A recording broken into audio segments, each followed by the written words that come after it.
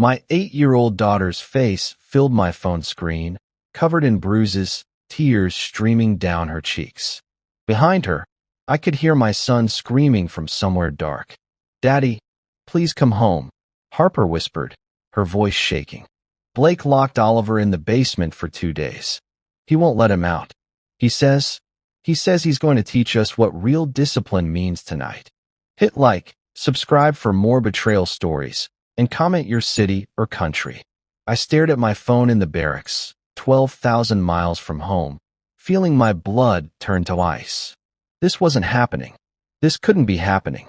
"Harper, baby, where's your mom?" I asked, trying to keep my voice steady even though my hands were shaking. She's scared of him too, Daddy," Harper said, looking over her shoulder nervously. "She told me not to call you, but I had to. Oliver's hurt really bad. I'd been deployed overseas with my SEAL unit for 6 months. 6 months of thinking my kids were safe back home with their mother. 6 months of being wrong. My ex-wife Eliza and I divorced 3 years ago. It wasn't messy, we just grew apart. I had the military, she wanted stability at home. We agreed to share custody, keep things peaceful for the kids. And it worked. Until 8 months ago when she married Blake. At first, the kids said he was okay. Strict, but okay. Then the calls started changing. Blake says we can't have dessert unless we sit completely still for an hour.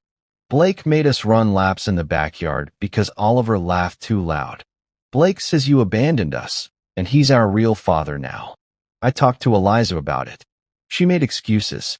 Said Blake just believed in discipline. Said I was being overprotective because I wasn't around. I trusted her. I shouldn't have. "Harper, can you show me Oliver?" I asked. She moved through the house quietly, like she was afraid of making noise. Down the hallway, to a door. She opened it slowly. Stairs leading down to darkness. "Oliver," she whispered into the basement. "Harper." A small voice came back, weak and scared. "Is he gone?" "Dad's on the phone," she said. My son's face appeared at the bottom of the stairs. Even through the grainy video connection, I could see the marks on his face. The bruises. Something worse on his arms. "Dad," Oliver said, and his voice broke. He was trying not to cry, trying to be strong. He was only 6 years old. "Buddy, I'm coming home," I said. "I promise. I'm coming home right now." "Blake says you can't do anything," Oliver said quietly. "He says his family is powerful. He says nobody will believe us." "Listen to me," I said, and I made my voice firm, the same voice I use on missions when my team needs to trust me. "I am your father. Nobody hurts my kids. Nobody. Do you understand?" "Yes, sir," Oliver said, and I saw him straighten up a little. "Harper, I need you to do something for me," I said. "I need you to take pictures of all the marks on you and Oliver. Can you do that?" She nodded. "Hide your mom's tablet somewhere safe. I'm going to call her right now. If Blake comes near you or Oliver before I get there, you scream as loud as you can and run to the neighbors. Mrs. Patterson next door. Remember her? The lady with the cats," Harper said. "That's right. You run to her, and you don't leave until I get there." "Okay. Okay, Daddy. I love you both so much," I said. "This ends now." I hung up and immediately called Eliza. She answered on the 4th ring. "Dominic? It's late here. What the hell is going on, Eliza?" I didn't yell. I kept my voice cold and controlled. "Our daughter just called me. Blake locked Oliver in the basement for 2 days." Silence. "Eliza, talk to me." It's not like that," she said, and I could hear the fear in her voice. But it wasn't fear of me. Oliver was being disrespectful. Blake was just disrespectful. He's 6 years old. You don't understand. You're not here. Blake has certain rules. Show me your face, I said. "What?" "Turn on your camera. Show me your face right now." Another pause. Then the video connected. Eliza looked tired, scared, and there, on her left cheek, was a fading bruise she tried to cover with makeup. "Did he hit you?" I asked. "Dominic, don't." "Did he hit you, Eliza?" She closed her eyes. "It was an accident. I shouldn't have." "I'm coming home," I said. I'm filing for emergency family leave right now. I'll be on a plane in 6 hours. Blake won't like that, she said quietly. His father, they have connections. They'll make this difficult. I don't care who his father is. I don't care what connections he has. He put his hands on my children. Please, Dominic, just let me handle this, Eliza said, and she was crying now. If you come here and make a scene, it'll just make things worse. Worse than our son being locked in a basement. Worse than our daughter covered in bruises. She didn't answer. I need to video call the kids. Privately. Right now. Blake is in the living room. I don't care where Blake is. Put them in their bedroom and let me talk to them. 5 minutes, Eliza. That's all I'm asking. She nodded and disappeared. A few minutes later, both kids were on the screen, sitting together on Oliver's bed. Show me, I said gently. Harper lifted her shirt slightly. Bruises on her ribs. Finger-shaped marks on her arm. Oliver held up his arms. Circular burns. Small. Precise. Cigarette burns. I felt something break inside me. Something that had kept me calm and professional for 15 years in the military. Dad, Oliver said, are you okay? I realized I hadn't spoken for almost a minute. I'd just been staring at those burns. Yeah, buddy, I said. I'm okay. But I need you both to be brave for a little longer. Can you do that? They nodded. Good. Because Daddy's coming home, and nobody is ever going to hurt you again. After I hung up, I walked straight to my commanding officer's quarters. I need emergency family leave, I said. My children are being abused. He saw something in my face. Something that made him not ask questions. How fast can you be ready? I'm already packed. 18 hours later, I was on a transport plane heading back to the States. I spent the entire flight staring at the photos Harper had sent me. Every bruise, every mark, every piece of evidence of what Blake had done to my children. Blake had no idea what was coming. He thought his family connections would protect him. He thought I was just another deployed soldier, too far away to matter. He was wrong, because I wasn't just a father coming home. I was a Navy SEAL who'd spent 15 years learning exactly how to handle threats.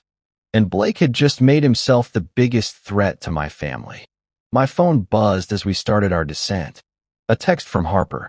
3 words that made my blood run colder than anything I'd ever felt in combat. Dad, hurry please. He says he's going to teach us a real lesson tonight.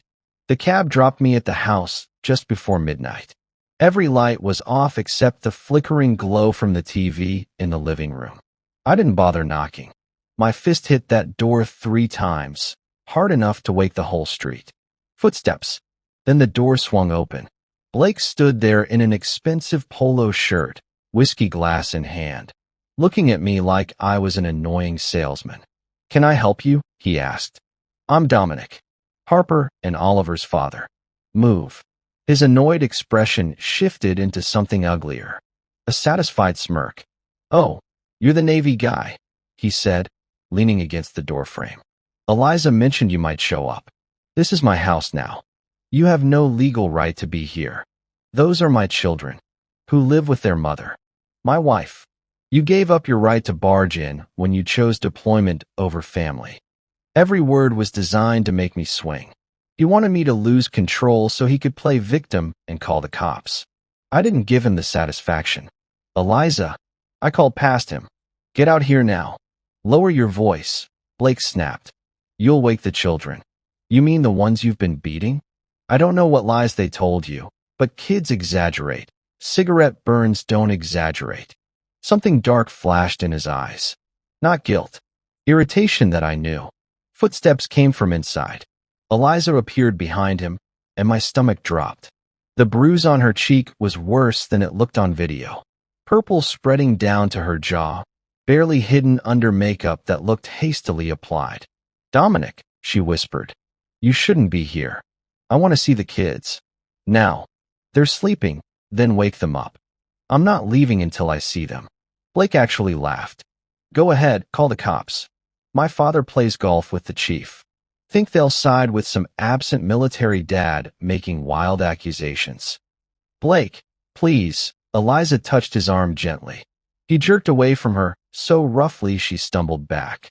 She flinched before he even moved, like her body was trained to expect violence. How long? I asked her directly. How long has he been putting his hands on you? Nobody's hitting anyone, Blake cut in. She walked into a cabinet. Accidents happen. I'm not talking to you. He stepped onto the porch, using his height to try intimidating me. Well, I'm talking to you. Leave my property before I have you arrested for trespassing. The custody agreement gives me visitation rights. I'm taking Harper and Oliver for the weekend. No, you're not. That's not your call.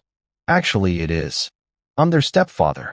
When Eliza delegates authority to me, I decide. Right, honey? He looked back at her.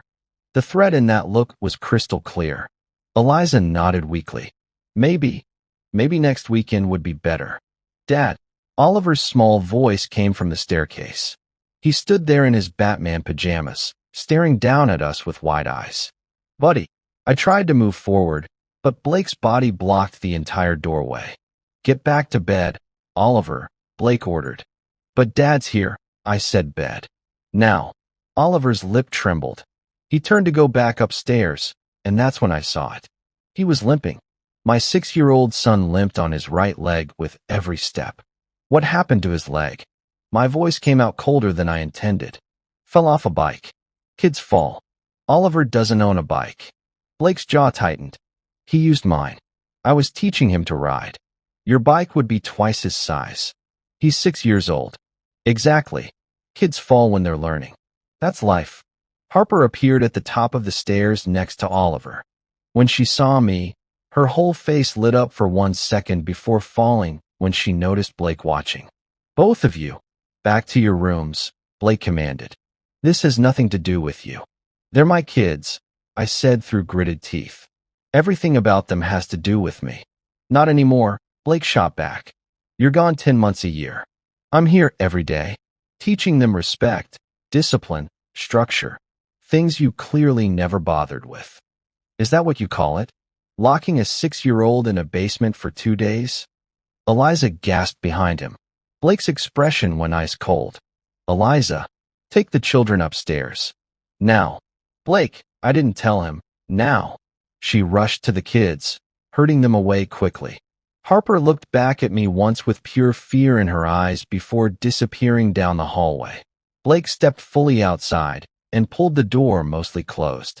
Listen very carefully, he said quietly. I don't care what stories those brats told you. Here's reality. They're undisciplined, disrespectful, and their mother's too weak to handle them. You're never around. So I stepped up. By burning my son with cigarettes. By teaching him consequences. He stole $20 from my wallet. Lied to my face about it.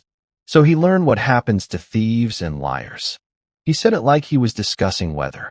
Casual. Matter of fact. And Harper. Attitude problem. Talks back constantly. I'm correcting that behavior too. You're not correcting anything. I'm taking them tonight. Blake smiled. Try it. I'll call the cops for attempted kidnapping. While you're sitting in jail, I'll make sure your kids know their father's a criminal. Then I'll get the custody agreement revised so you never see them alone again. My father keeps 3 lawyers on retainer. How many do you have, Dominic? I don't need lawyers. The court system says otherwise. You're a nobody here. Just another deadbeat military dad. Meanwhile, I'm a respected community member. My family has money, influence, connections. Who do you think people will believe? The bruises speak for themselves. What bruises? Kids play rough.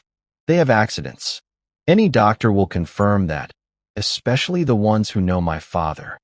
He had an answer for everything. This wasn't his first time manipulating the system. Get off my property, Blake said flatly. Before I make that call, I'm not leaving without seeing my kids. He pulled out his phone and started dialing. Then I guess we're involving the police. Through the window behind him, I caught movement. Harper was watching from between the curtains, holding up her phone. She was recording this whole thing. Smart girl. Fine, I stepped back. But we're not done. Yes, we are. Go back to whatever base you crawled from. Your kids will forget you eventually. Better for everyone. They need a real father, not some part-timer who shows up when convenient. He went inside, and the deadbolt clicked loudly. I sat in my rental car until my hands stopped shaking. My phone buzzed. Text from Harper. He's really mad. Said we can't eat breakfast because we bothered you. Dad, I'm scared. I called Victor, one of my SEAL teammates. Dom, you're deployed. What? Emergency leave. I need help. I told him everything in under 3 minutes. Long silence on his end.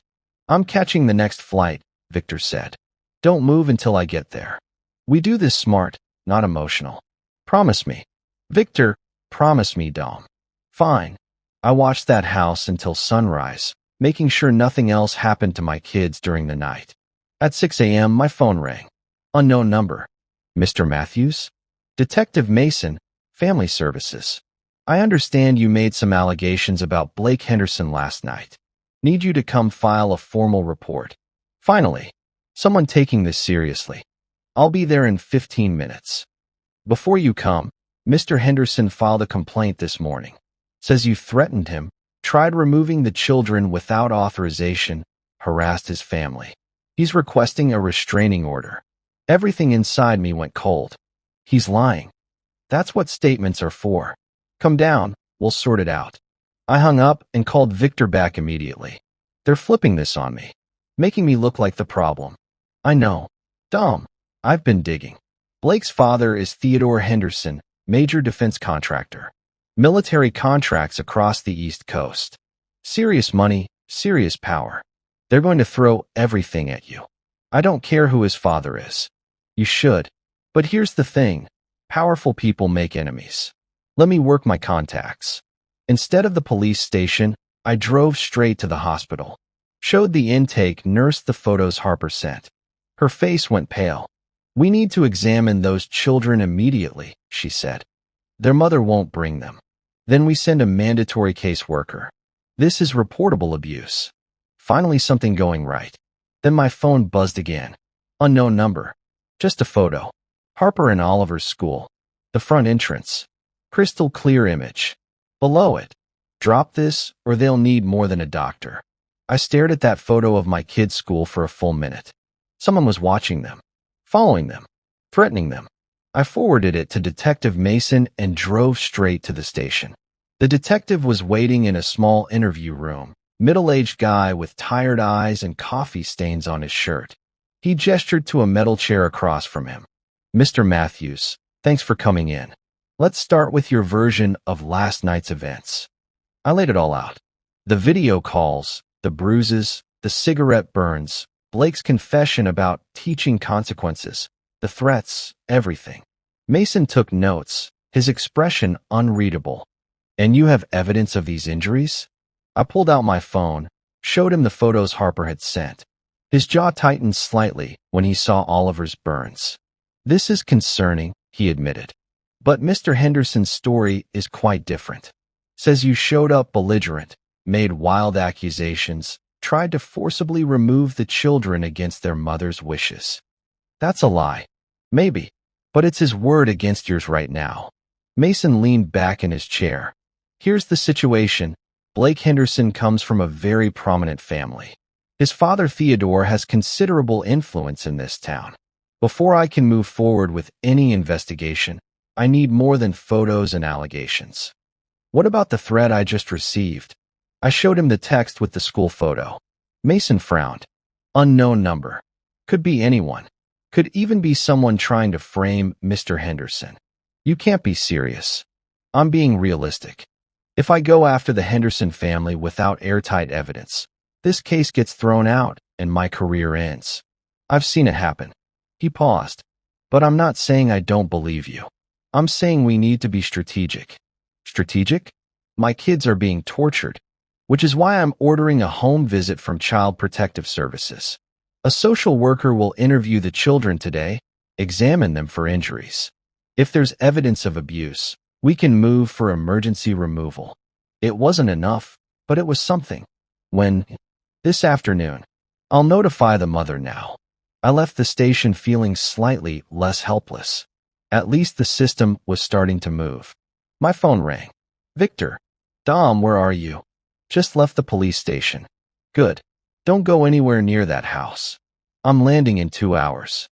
Found some interesting information about Blake you need to hear. What kind of information? The kind that explains why he's so confident. Meet me at the Riverside Hotel, room 304. 2 hours later, Victor spread documents across the hotel bed. My teammate looked exactly like he always did. Sharp eyes, methodical movements, the kind of guy who missed nothing. Blake Henderson, age 34, Victor began. Only son of Theodore Henderson, CEO of Henderson Defense Solutions. Theodore's company has contracts worth $200 million with the Department of Defense. Very connected, very protected. I don't care how connected. Let me finish. Blake was married before. Wife named Monica. 5 years ago in Nevada. She filed a restraining order after he put her in the hospital. Broken ribs, fractured wrist, concussion. My blood went cold. What happened? Charges were filed, then mysteriously dropped 2 weeks later. Monica withdrew the restraining order, accepted a settlement, and disappeared. Theodore's lawyers paid her off and buried it. So he's done this before. Gets worse. I found 2 other complaints from when Blake worked at his father's company. Female employees reported harassment, aggressive behavior. Both were settled out of court with NDAs. Blake has a pattern, and Daddy keeps cleaning it up. We need to find this Monica. Get her testimony. Already on it. But there's something else. Victor pulled out another document. Blake was rejected from military service 8 years ago. Applied for Army officer program. Failed the psychological evaluation. Diagnosed with narcissistic personality disorder and concerning aggression patterns. That's why he hates military guys. He wanted to be one and couldn't make it. So he married a military wife to torture her family instead. Looks like it. Dominic, this guy is dangerous. And his father has the resources to make problems disappear. You need to be careful. Before I could respond, my phone rang. Unknown number again. Mr. Matthews? This is Karen Wu from Child Protective Services. I'm at the Henderson residence to conduct the home visit Detective Mason ordered. Good. Are the children okay? That's why I'm calling. The children aren't here. Mrs. Henderson says they're at school, but when I called the school, they marked them absent today. Mr. Henderson says they have a family emergency and left town for a few days. What? Where did they go? He says it's private family business, and he doesn't have to disclose their location to me without a court order. Victor was already on his laptop, pulling up surveillance resources. Can you force him to tell you? I asked Karen. Not without a warrant. And to get a warrant, I need evidence of immediate danger. Right now, all I have are allegations and some photos that could be explained as accidents. I'm sorry, Mr. Matthews. My hands are tied until they return. When will that be? Mr. Henderson says 2 or 3 days. I've documented the situation and recommended an emergency custody hearing, but it takes time. I know. I hung up and looked at Victor. They took them somewhere.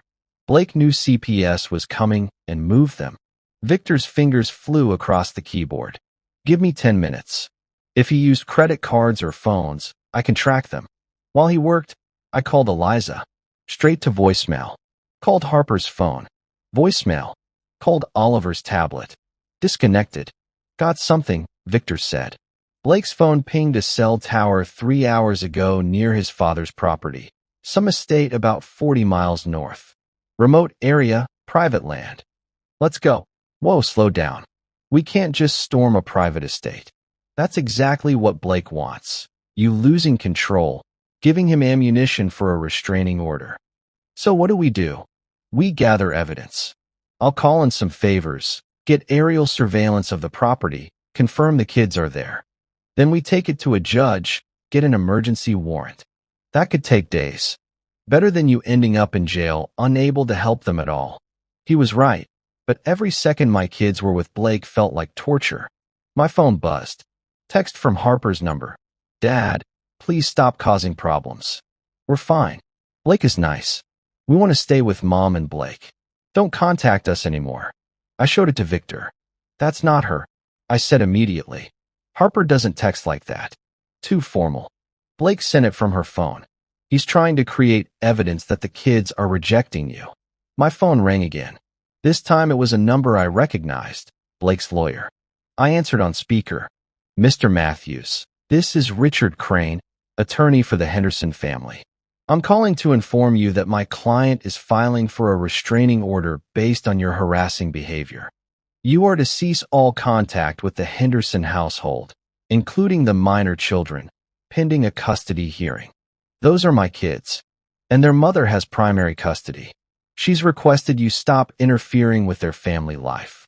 If you continue this behavior, we'll pursue full custody termination. On what grounds?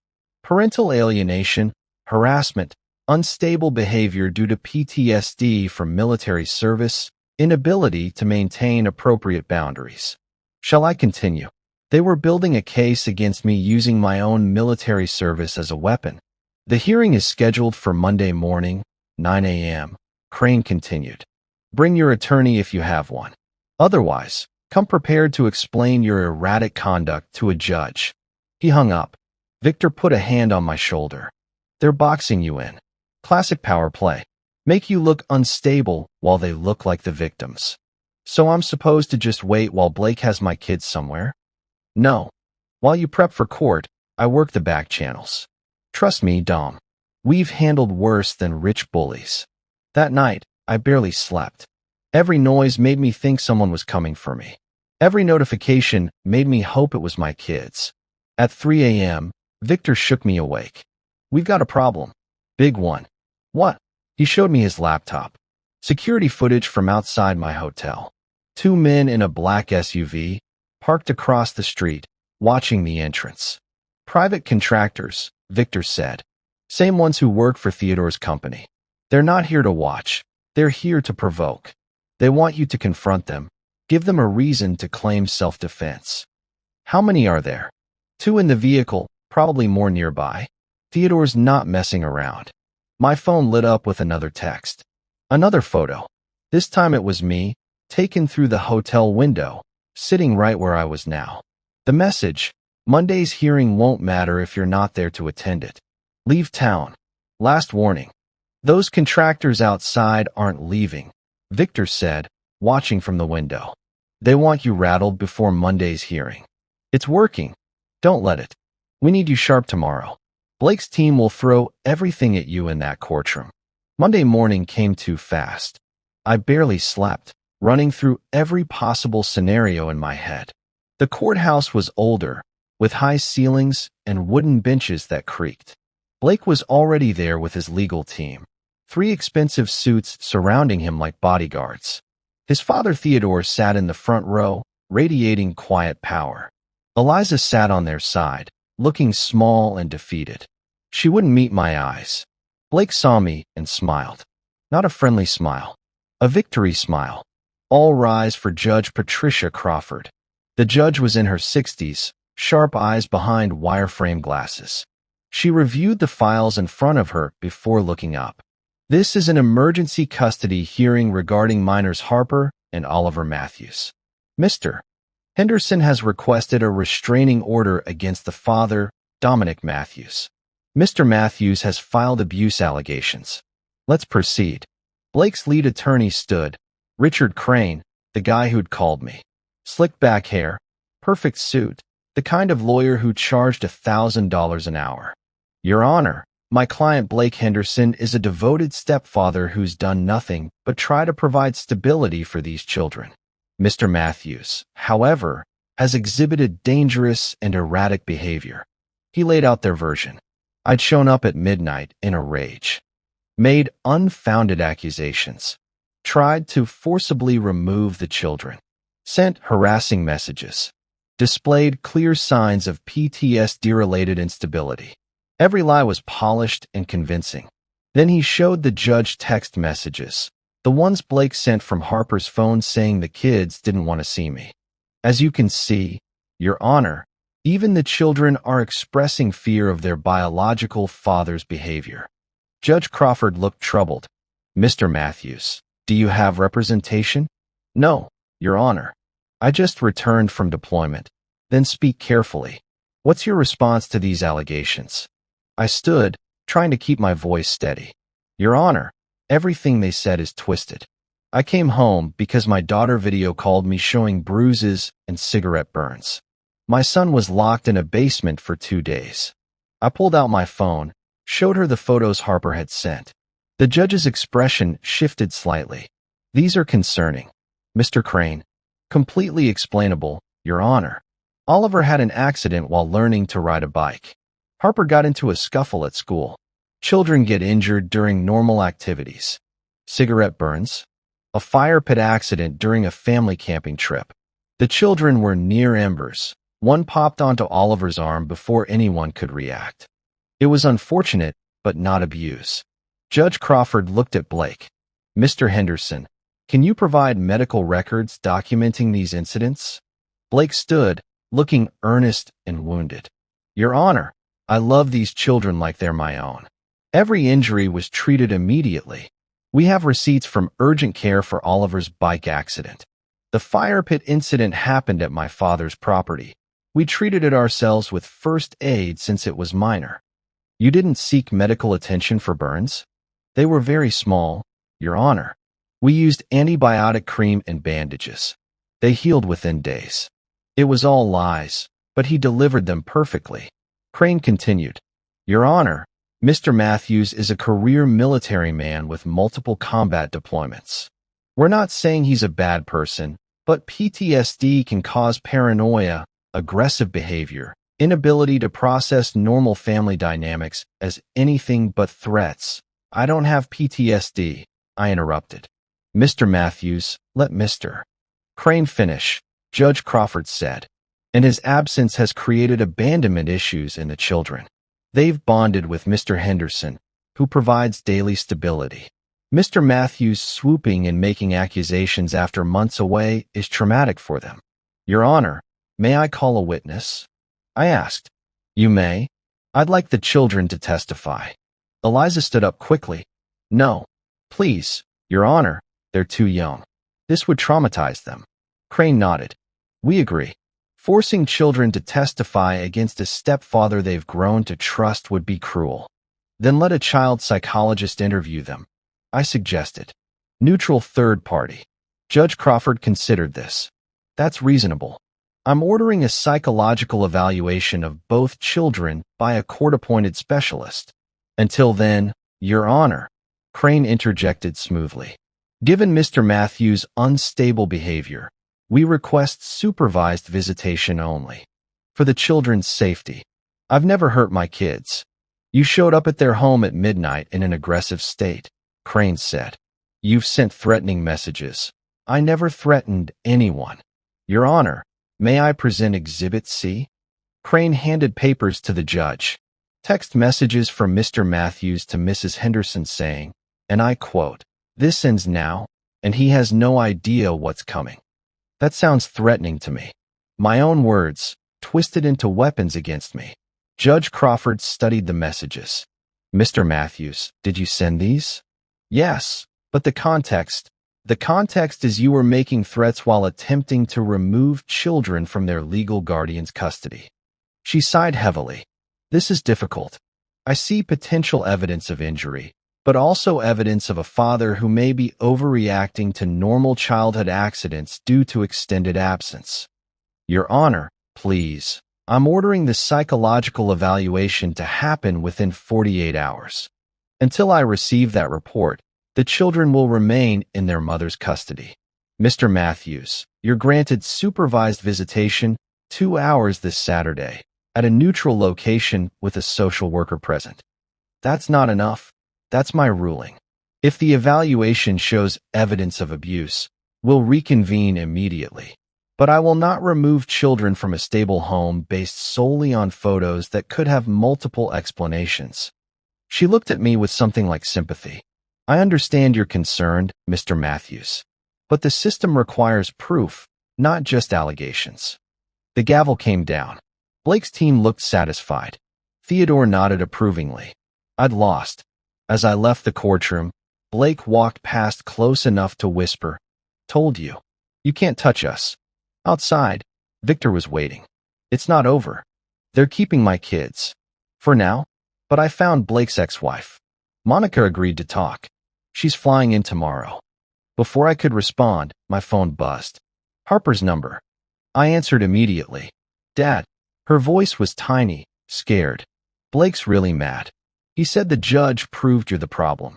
He's hurting Oliver right now because Oliver said he wanted to live with you in court.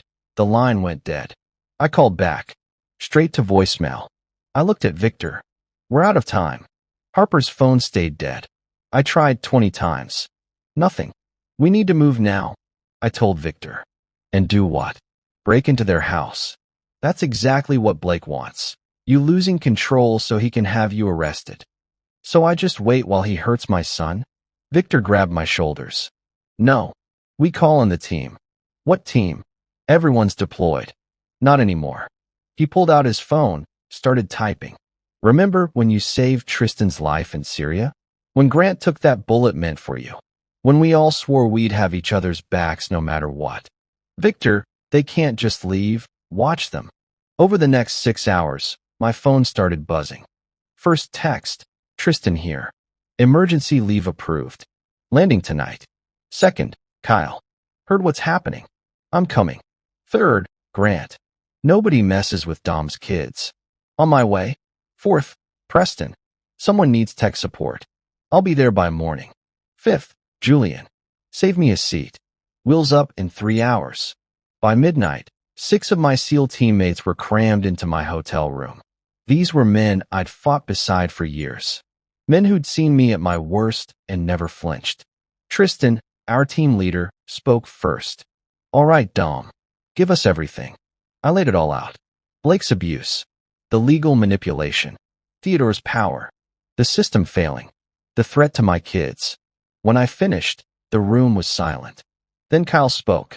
So we're dealing with a rich bully who thinks money makes him untouchable. And his daddy who's used to making problems disappear, Grant added. Preston was already on his laptop. Give me 30 minutes. I'll know everything about Blake Henderson. Bank accounts, phone records, everywhere he's been for the last 6 months. What's the play? Julian asked, looking at Tristan. Information first, action second, Tristan said. We're not going in guns blazing. We're going to dismantle this family piece by piece, legally and thoroughly. Victor pulled out the documents he'd found earlier. Blake's ex-wife Monica is flying in tomorrow. She has hospital records from when Blake put her there. But there's more. I found 2 other women who worked at Theodore's company.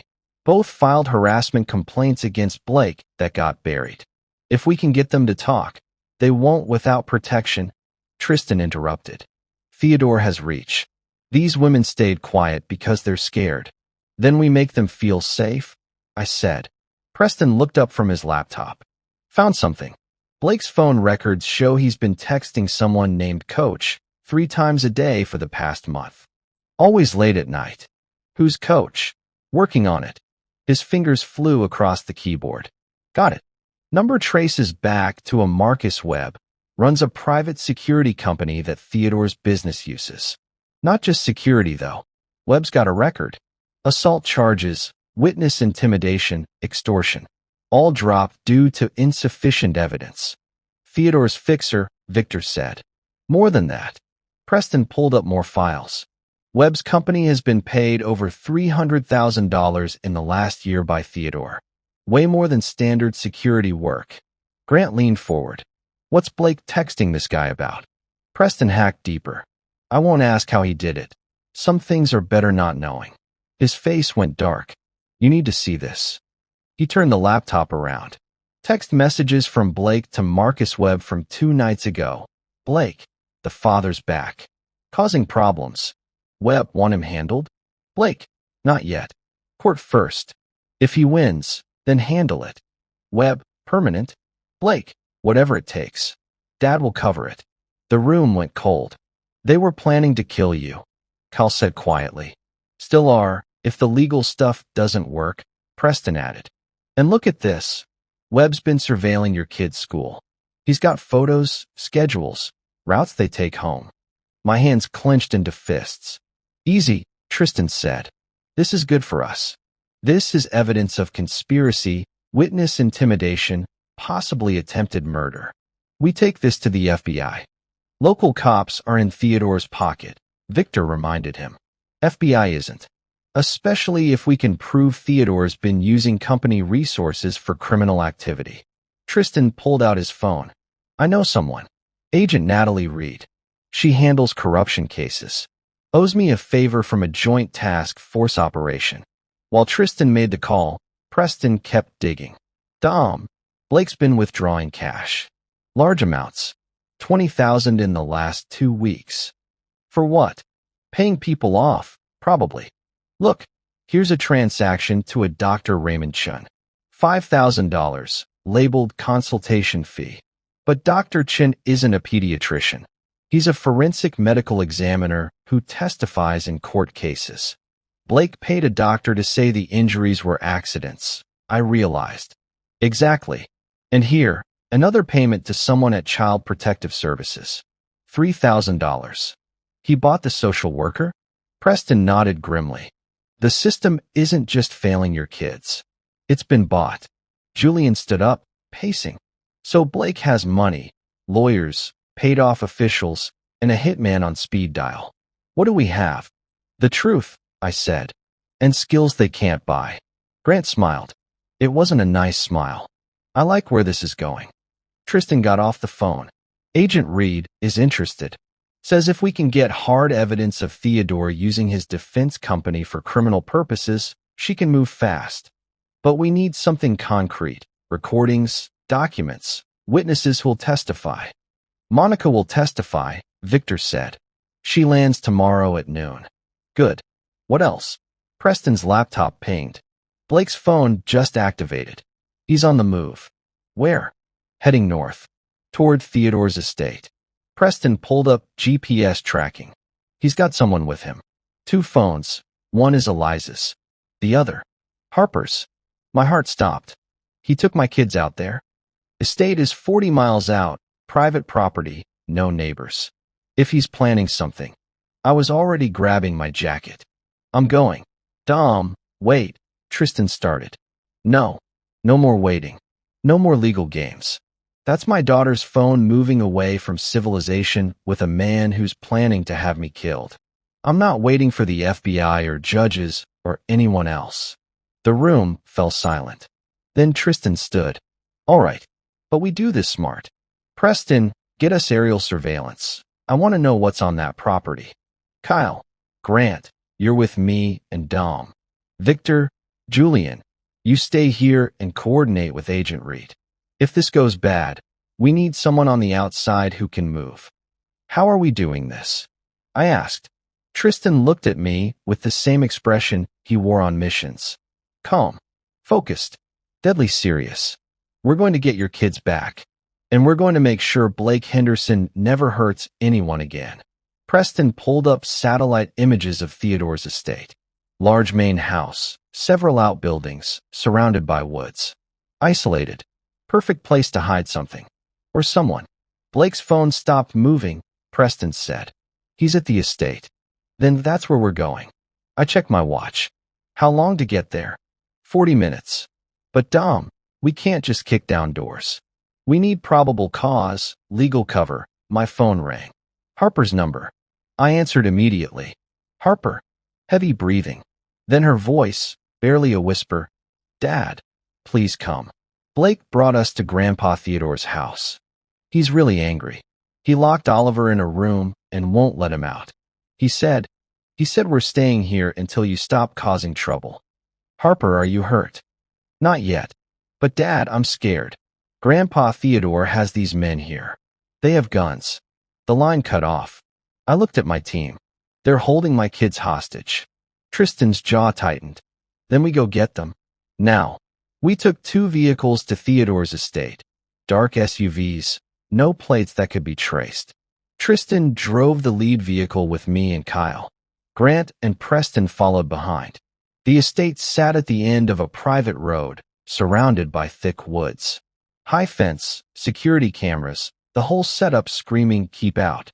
Preston's drone launched from the back of the second vehicle, silent and nearly invisible in the darkness. Camera feeds are live, he said through our earpieces. Main house, 2 guard stations, 3 vehicles in the driveway. One of them is Blake's Mercedes. How many hostiles? Tristan asked. For visible. 2 at the front gate, 2 patrolling the grounds. All armed. Private security, not police. Theodore's personal protection. Where are the kids? I asked. Preston guided the drone closer. 2nd floor, east wing.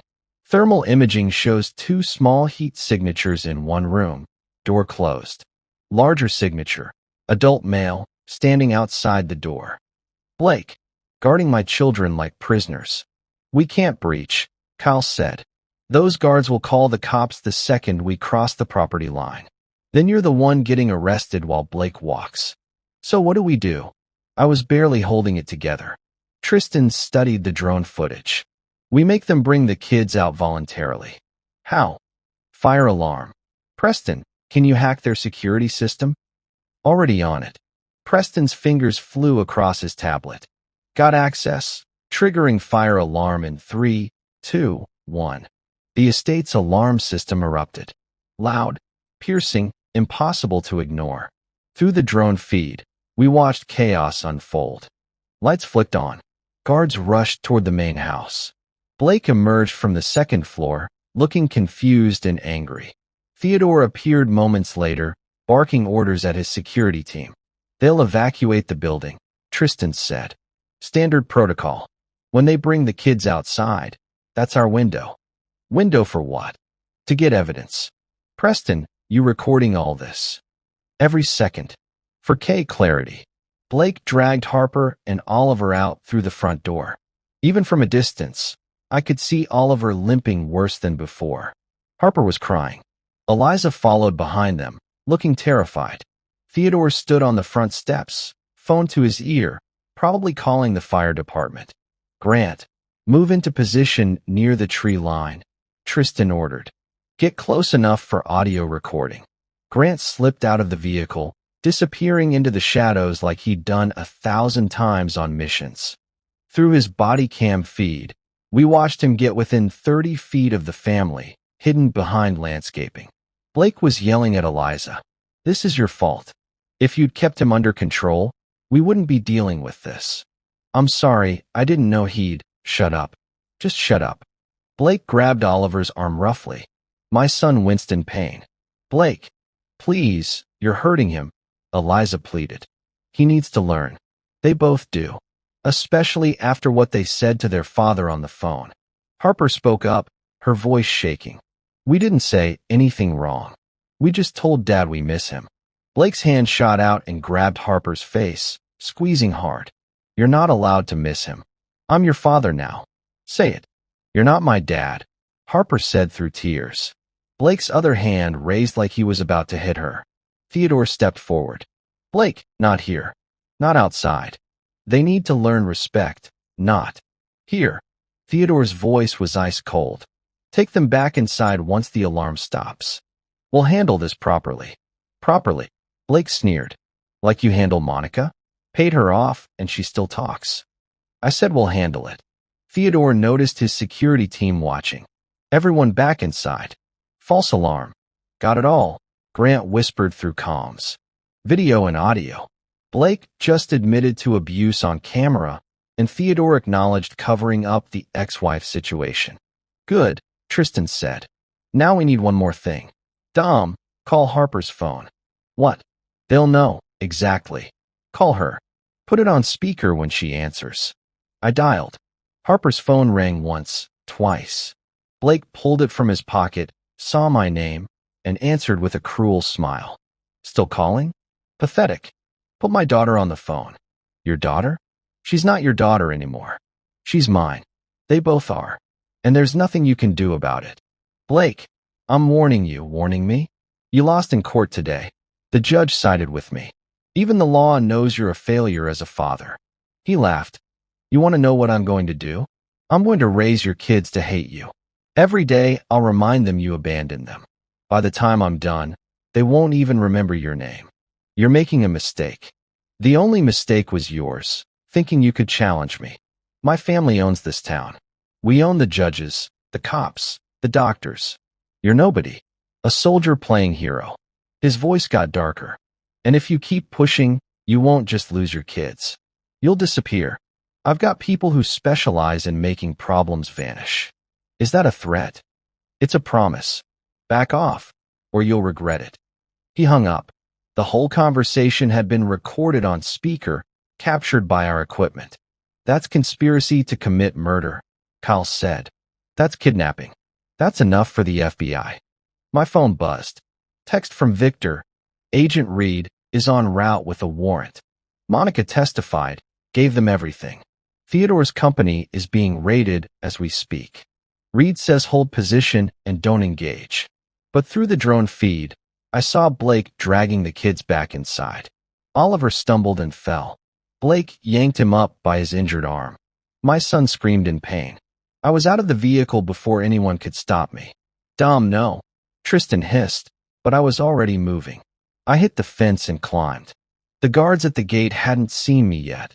They were focused on the main house. I dropped into the property, staying low, using the darkness and landscaping for cover. Preston's voice crackled in my ear. Dom, you're going to blow the whole operation. I pulled out my earpiece. This wasn't about operations anymore. This was about my children screaming in pain while I watched from a distance. I reached the side entrance of the house. Tested the door. Locked. I could hear voices inside. Blake shouting. Harper crying. Oliver begging him to stop. Then I heard the sound that made my decision final. A slap. A small body hitting the floor. Oliver's voice. Please, I'm sorry, I'm sorry. The door exploded inward as I kicked it off its hinges. Blake spun around as I entered. Oliver was on the floor, blood dripping from his nose. Harper was backed into a corner, her face red from where Blake had hit her. You, Blake snarled. How did you get away from my kids? Theodore's security rushed in behind me, guns drawn. 4 of them, all pointing at my chest. Don't move, one shouted. I didn't move, but I didn't take my eyes off Blake either. Dad, Harper screamed. It's okay, baby. Everything's okay now. Theodore appeared in the doorway, his face twisted with rage. You just broke into my home. That's a felony. Guards, hold him until the police arrive. Call them, I said calmly. Please, let's get the police here right now. I'd love to explain why my kids are locked in your house with a man who's been beating them. You have no proof of anything, Theodore said. Actually, we have everything. Tristan's voice came from behind the guards. He walked in with Kyle and Grant, all wearing body cameras. Video of Blake assaulting the children outside. Audio of him threatening murder. Recordings of you admitting to covering up his previous abuse. Your security system has been recording this whole time too. We made sure of that. Theodore's face went pale. FBI is 3 minutes out, Kyle added, checking his phone. Agent Reed has warrants for both of you. Conspiracy, child abuse, witness tampering, and my personal favorite, using defense company resources for criminal activity. Blake looked at his father. Do something. Shut up, Theodore hissed. Then to his guards. Lower your weapons. Now. The guards hesitated, then obeyed. I walked past them and knelt beside Oliver. His nose was definitely broken. Harper ran to me, and I pulled her into my arms. You're safe, I whispered. I promise you're safe now. Eliza stood frozen in the corner, tears streaming down her face. I'm sorry, she kept saying. I'm so sorry. Sirens wailed in the distance, getting closer. Blake made a move toward the door. Grant stepped in front of him. Going somewhere? Grant asked with a cold smile. You can't hold me here. I haven't done anything, except assault 2 children in the last 10 minutes while we recorded every second. The siren stopped outside. Car doors slammed. Footsteps on the porch. FBI. Nobody moved. Agent Natalie Reed entered with 6 federal agents, all armed. She looked around the room, took in the scene, then focused on Theodore. Theodore Henderson, you're under arrest for conspiracy to commit witness tampering, obstruction of justice, and illegal use of corporate assets for criminal purposes. She nodded to her team. Blake Henderson, you're under arrest for child abuse, assault, and conspiracy to commit murder. This is ridiculous, Blake shouted. I want my lawyer. Your lawyer's being arrested too, Reed said. Turns out paying doctors and social workers to file false reports is also illegal. Funny how that works. Two agents moved toward Blake with handcuffs. He tried to back away, but there was nowhere to go. Dad, he yelled at Theodore. Fix this. Call Senator Morrison. Call someone. Theodore didn't respond. He was staring at the floor, his empire crumbling around him. As they cuffed Blake, he looked at me with pure hatred. This isn't over. Yeah, I said quietly. It is. They dragged him out. Theodore followed in handcuffs, still silent. Reed approached me. Your kids need medical attention. Ambulance is outside. I'm not leaving them. You can ride with them. But Dominic, there's something you need to know. What? We found evidence on Theodore's computers. He hired Marcus Webb to do more than just surveillance. There was a payment scheduled for tonight. $50,000. The memo said, final solution to Matthew's problem. My blood went cold. He was going to have me killed tonight? We arrested Webb an hour ago. He confessed everything in exchange for a reduced sentence. Said Theodore ordered him to make you disappear before you could cause more legal trouble. I looked down at my kids, holding them tighter. If I hadn't acted tonight, if I'd waited for the legal system to slowly move forward, I might not have survived to see them again. There's more, Reed continued. Webb gave us names. Judges Theodore bribed, police officers on his payroll, officials who took money to look the other way. This case is going to blow up half the corruption in this county. Harper tugged on my shirt. Dad, is it really over? Is Blake really gone? Yes, sweetheart. He's never coming near you again. Oliver looked up at me with his swollen, bloody face. You came for us. You really came. I'll always come for you. Always. The paramedics took us to the hospital. They treated Oliver's broken nose, documented every bruise and burn, photographed everything for evidence. Harper had 3 cracked ribs from where Blake had grabbed her. Both kids were severely dehydrated and malnourished. How long were they being starved? The doctor asked. Weeks, Eliza said quietly from the corner. She'd come in the ambulance too. Blake said they didn't deserve full meals until they showed proper respect. The doctor's jaw tightened, but she stayed professional. They'll need to stay overnight for observation. Maybe longer. I'm staying with them, I said. Of course. Eliza approached me slowly. Dominic, not now, I said. I can't hear your excuses right now. I'm not making excuses. I'm sorry. I was scared. He threatened to kill me if I tried to leave. He said his father would make sure I lost the kids anyway, that no one would believe me. You should have told me. I know. She was crying again. I was weak. I chose wrong. I let him hurt our babies because I was too afraid to fight back. I wanted to be angry. Part of me was. But looking at her, seeing how broken she was, I just felt tired. We'll deal with this later, I said. Right now, the kids need us both. She nodded and sat on the other side of Harper's bed. That night, I didn't sleep. I sat between my children's hospital beds, watching them breathe, making sure they were real and safe. Around 3 a.m., Harper woke up. Dad, I'm here. Are you going to leave again? The question hit me harder than any punch Blake could have thrown. I'm getting transferred stateside. No more deployments.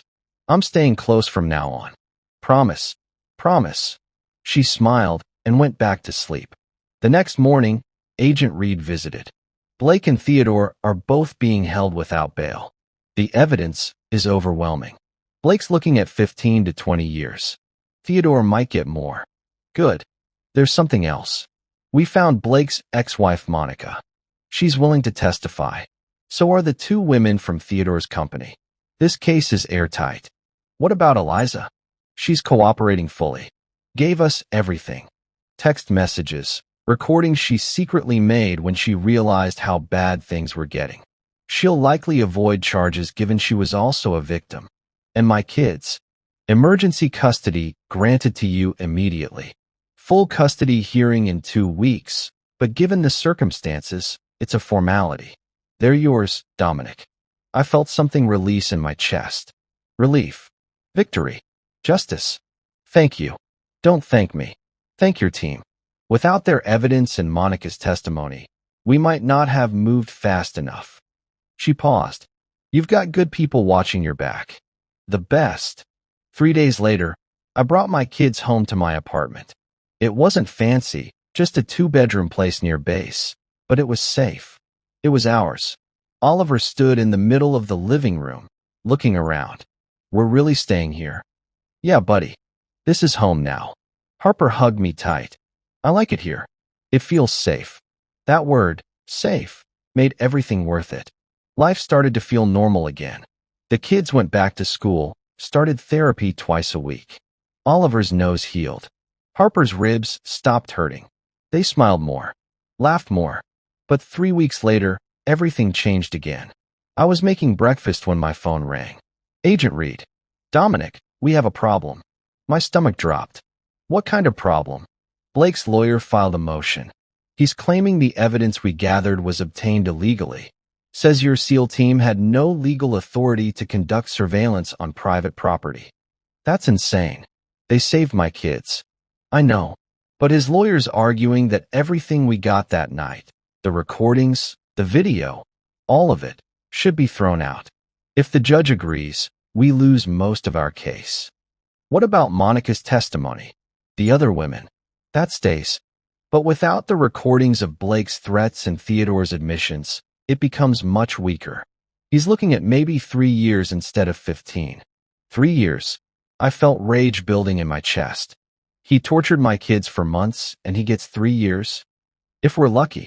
If the judge throws out more evidence, he could walk entirely.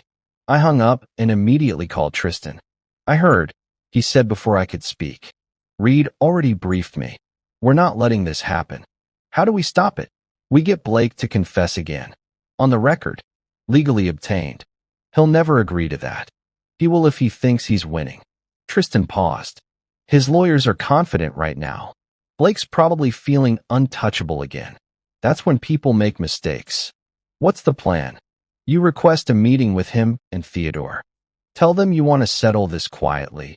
Drop the charges in exchange for them leaving you and the kids alone forever. They'll never believe I'd do that. They will if you seem desperate enough. Play the broken father who just wants peace.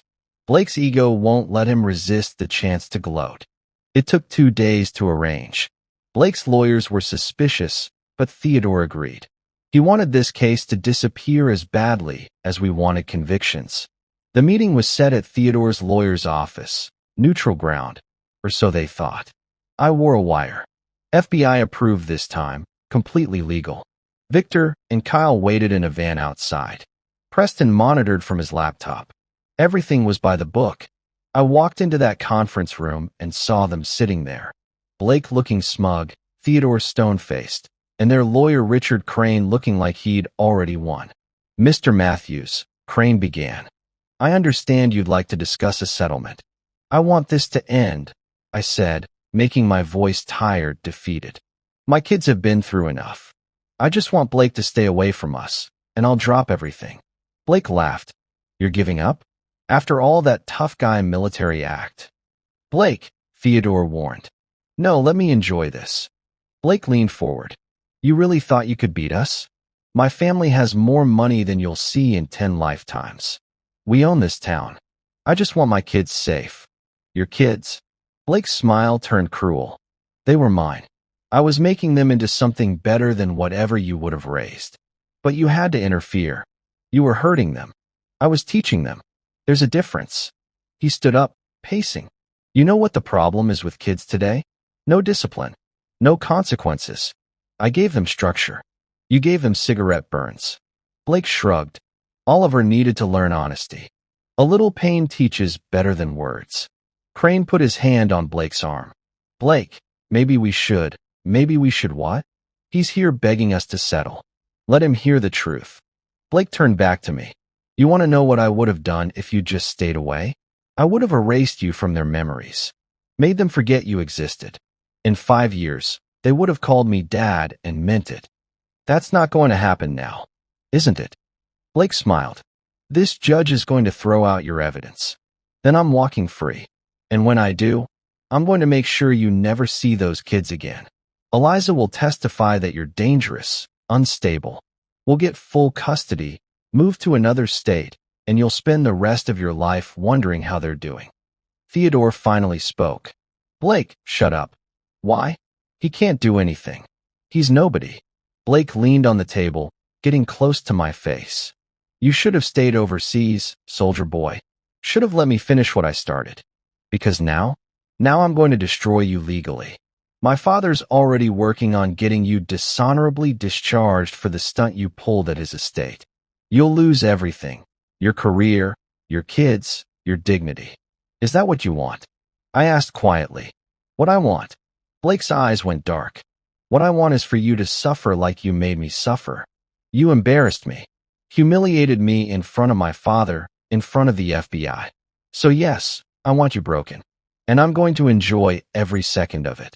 He straightened up, adjusting his suit.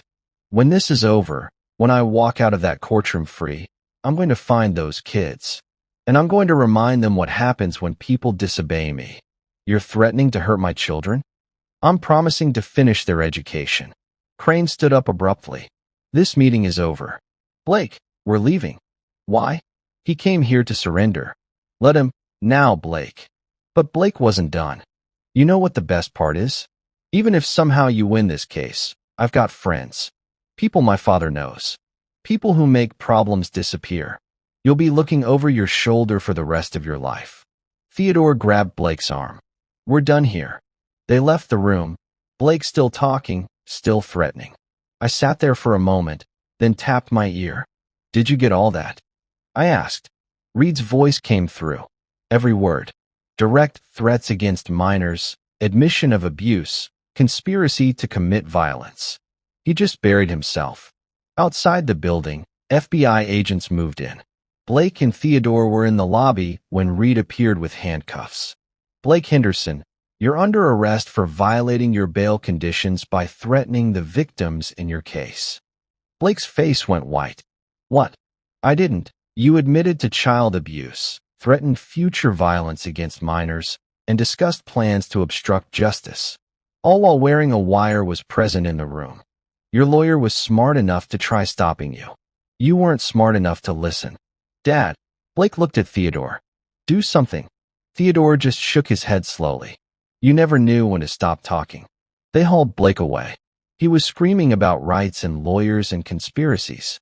Reed turned to me. That was risky. If he'd stayed quiet. Men like Blake can't help themselves.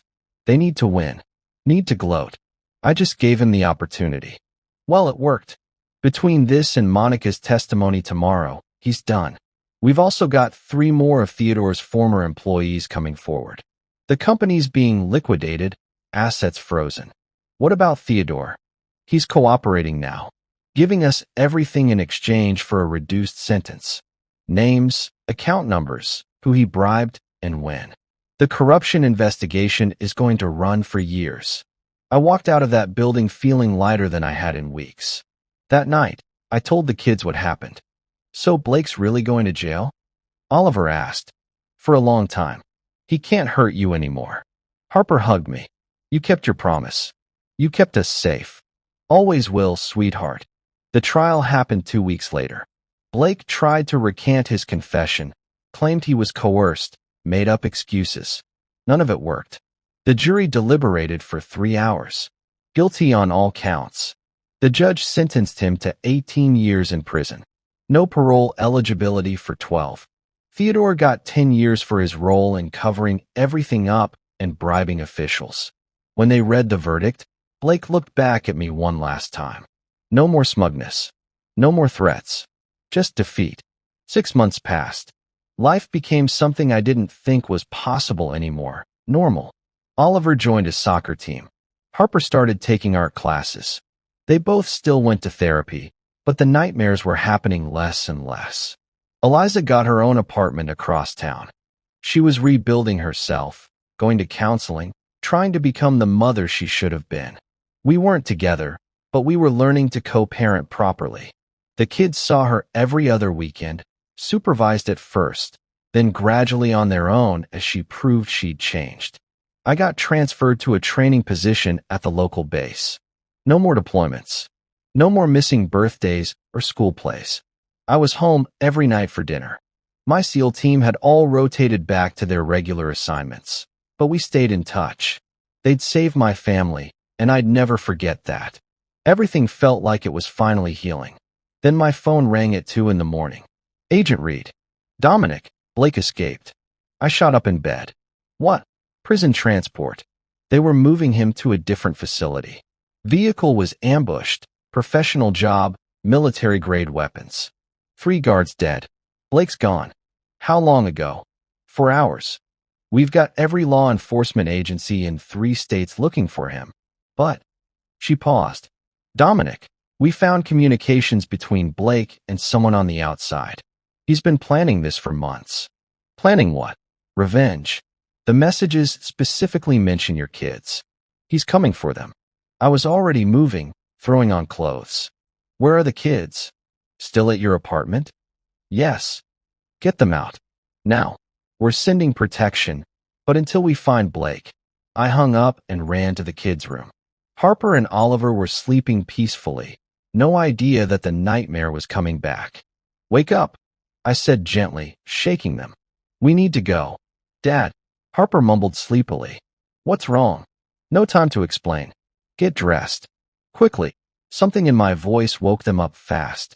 They scrambled into clothes while I threw essentials into a bag. My phone buzzed. Text from unknown number. A photo. My apartment building, taken from across the street. Then another message. Run if you want.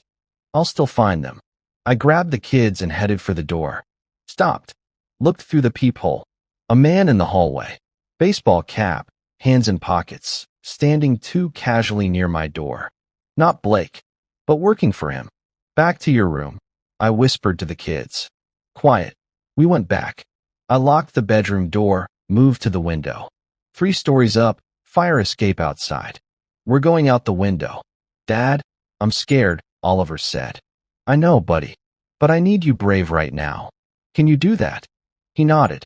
I got the window open, helped Harper onto the fire escape first, then Oliver. I followed, closing the window behind us. We climbed down quietly.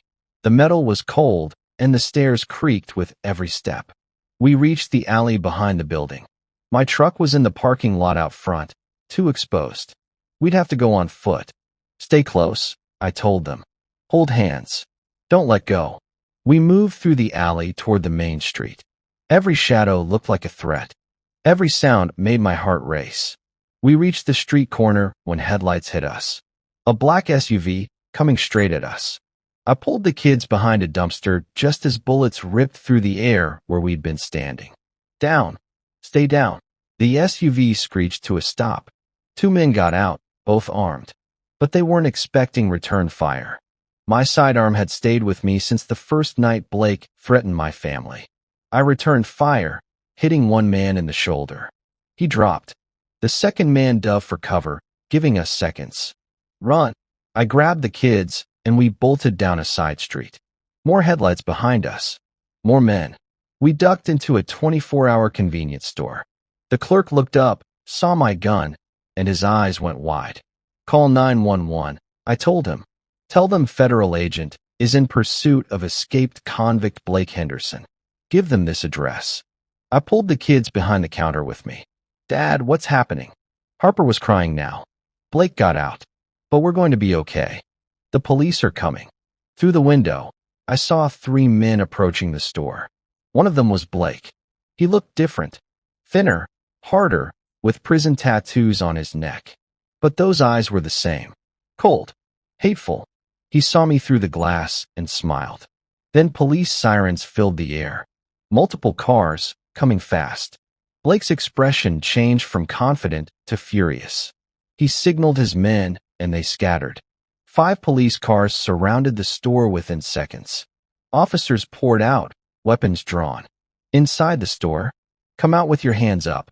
I put my gun down and raised my hands, stepping out slowly with the kids behind me. Dominic Matthews, I called out. Federal witness. Blake Henderson is here.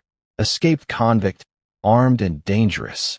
An officer I recognized, Detective Mason from months ago, lowered his weapon. We got the alert. Where is he? Ran into the alley behind the store when you arrived. 3 men with him, all armed. Mason radioed it in. Within minutes, helicopters were overhead, K-9 units were deployed, and the whole area was locked down. They found 2 of Blake's men within an hour. Blake himself disappeared into the night. Agent Reed arrived with a full FBI team. We're putting you in protective custody, she said. All 3 of you. Until we catch him. For how long? However long it takes. We spent the next 2 weeks in a safe house outside the city.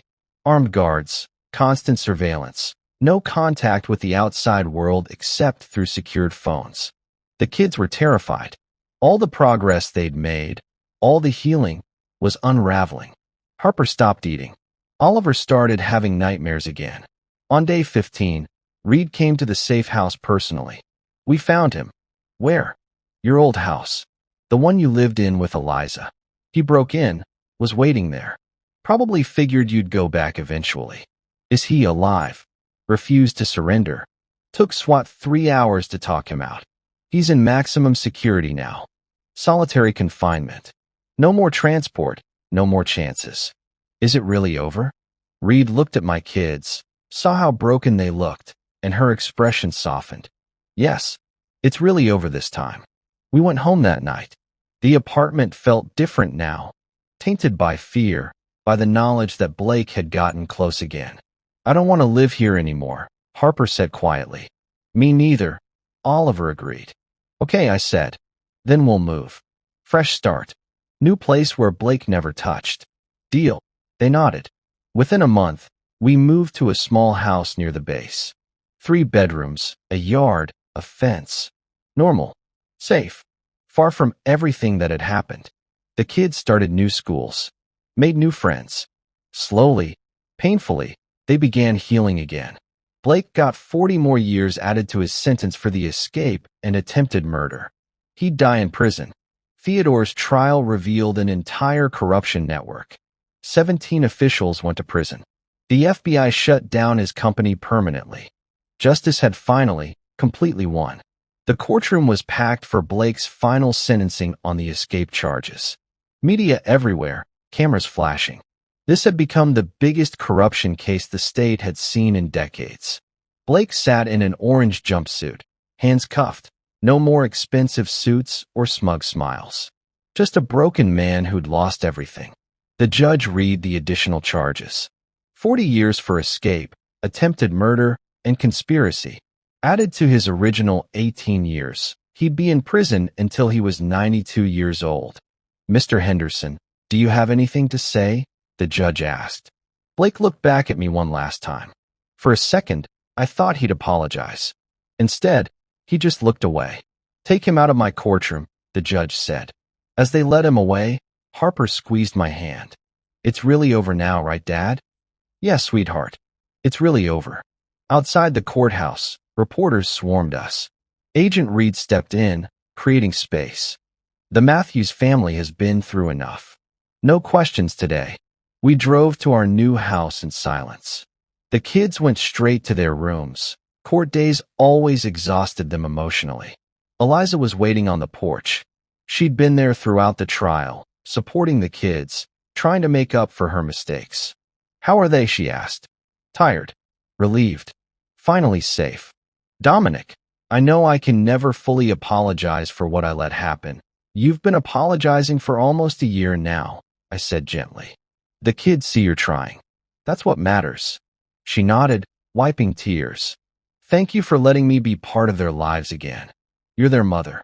They need you. Just the right version of you. That evening, I made the kids their favorite dinner, burgers and fries, nothing fancy, just comfort food. We ate together at the table, talking about normal things. School. Friends. Oliver's upcoming soccer game. No mention of Blake. No mention of courts or trials or fear. Just a family being normal. Later, as I tucked Oliver into bed, he looked up at me with those big eyes. Dad, do you think I'll ever forget what Blake did? I thought about lying, telling him time heals everything. But he deserved honesty. Probably not completely, but it'll hurt less. Eventually, it'll just be a memory, not something that controls you. Does it still hurt you? Sometimes. But then I look at you and Harper, safe and happy, and it hurts a lot less. He smiled. I'm glad you came home. Me too, buddy. Me too. Harper was still awake when I checked on her. She was drawing, something her therapist encouraged. What are you working on? She held up the paper. It was our family, me, her, Oliver, even Eliza. Everyone smiling. This is how I want to remember us, she said. Not the bad stuff. Just this. I think that's perfect. 3 weeks later was Oliver's big soccer game. The whole team's families came out. Tristan, Victor, Kyle, Grant, Preston, and Julian all showed up too, my military family supporting my real family. Oliver scored 2 goals. Harper cheered so loud, she almost lost her voice. Eliza brought snacks for everyone. It was the kind of day I'd dreamed about during all those deployments. Simple, happy, real. After the game, we all went to a local diner. The team crowded into booths, laughing, telling stories, being the brothers they'd always been. To Dom's kids, Tristan raised his soda. The toughest warriors we know. Everyone clinked glasses. Harper and Oliver beamed with pride. Victor leaned over to me. You did good, Dom, really good. Couldn't have done it without you guys. That's what brothers are for. Driving home that night, Harper asked from the back seat, Dad, do you ever miss the military? Going on missions and stuff? Sometimes, but I wouldn't trade this for anything. Being here with you too? This is the most important mission I've ever had. Good, Oliver said. Because we need you here. I'm not going anywhere. The next morning, I got a letter from Monica, Blake's ex-wife who'd testified. She'd moved across the country, started a new life, and wanted to thank me for giving her the courage to finally speak up. Your kids saved me too, she wrote. Seeing you fight for them reminded me that abuse doesn't win if we stand together. I'm free now, really free, because of what you did. I showed the letter to the kids. We helped her. Harper asked, You did. By being brave enough to tell the truth, you helped a lot of people. Oliver looked thoughtful. So something good came from the bad stuff. Yeah, buddy. Sometimes that's how it works. We can't change what happened, but we can make sure it never happens to anyone else. That weekend, we planted a garden in our backyard. Flowers, vegetables, a small tree. Harper chose sunflowers because they always face the light. Oliver wanted tomatoes because he liked helping me cook.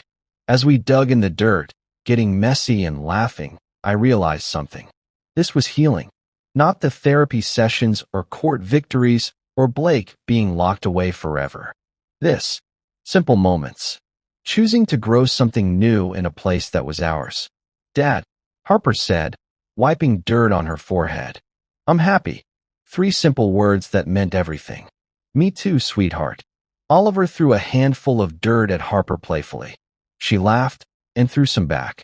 Soon all 3 of us were covered in dirt, laughing until our sides hurt. Later, as the sun set and the kids played in the yard, I sat on the porch watching them. My phone buzzed. Text from Agent Reed. Final update. Theodore's corruption case closed today. 21 officials convicted. Entire network dismantled. Your kids' courage started a domino effect that cleaned up an entire county. They should be proud. I looked at Harper and Oliver, chasing each other around the yard, being kids again. They'd survived something no child should face. They'd been brave when it mattered most. And now they were free to just be kids. That evening, as we sat together watching a movie, both kids fell asleep on the couch, leaning against me. I looked at them, peaceful, safe, healing, and felt something I hadn't felt in over a year. Complete peace. The monsters were gone. Justice had won. And my family was finally, truly free. Sometimes the strongest revenge isn't violence. It's healing. It's taking back your life and refusing to let evil define your future. Blake wanted to destroy us. Instead, we destroyed his empire and built something better from the ashes. We chose hope over hate, family over fear, future over past, and that choice made all the difference. Now I've got a question for you. Have you ever had to fight for someone you love, even when the whole system seemed against you? What would you do if you were in my position? Drop a comment below and let me know where you're watching from. What's your city or country? I love hearing from you all. And hey, if this story moved you, if you felt that anger, that hope, that final relief, show some love with a like and hit that subscribe button. It helps me bring you more incredible stories like this. What kind of stories do you want to hear next? More military revenge, family betrayal, wife cheating stories, emotional justice? Tell me in the comments what types of stories you enjoy most, and I'll make sure to bring exactly what you're looking for. Until next time, stay strong, protect the ones you love, and remember, justice might be slow, but it's worth the fight. See you in the next epic thriller. Take care of yourselves.